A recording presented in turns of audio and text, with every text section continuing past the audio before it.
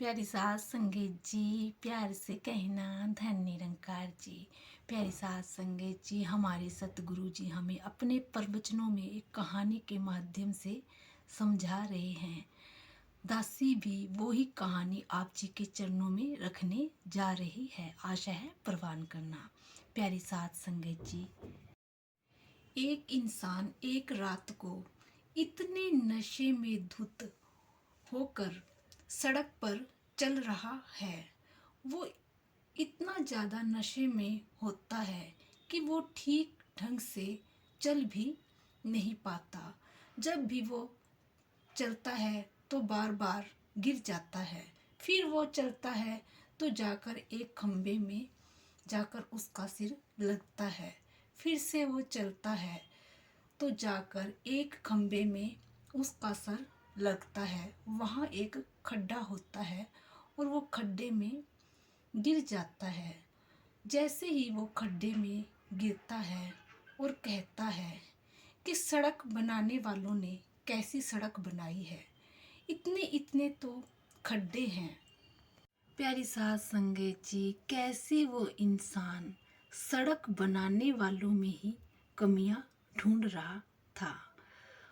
प्यारी सास संगत जी, सड़क तो सुबह भी वैसी ही थी जैसे रात को थी, पर उससे इंसान को अपने नशे के कारण हर कहीं खड्डे ही नजर आ रहे थे और वो अपनी कमी को छुपाते हुए, ना देखते हुए दूसरों में ही कमियां निकाल रहा था।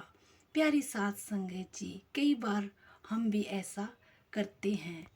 कई बार सामने वाला हमें गाली गलौज दे रहा होता है और हम भी वैसा ही बोलना शुरू कर देते हैं और कहते हैं कि इसके कारण मुझे गुस्सा आया है, इसी के कारण मैं ये शब्द बोल रहा हूँ। हम ये नहीं देखते कि शब्द तो मैं अपने ही मुंह से बोल रहा हूँ।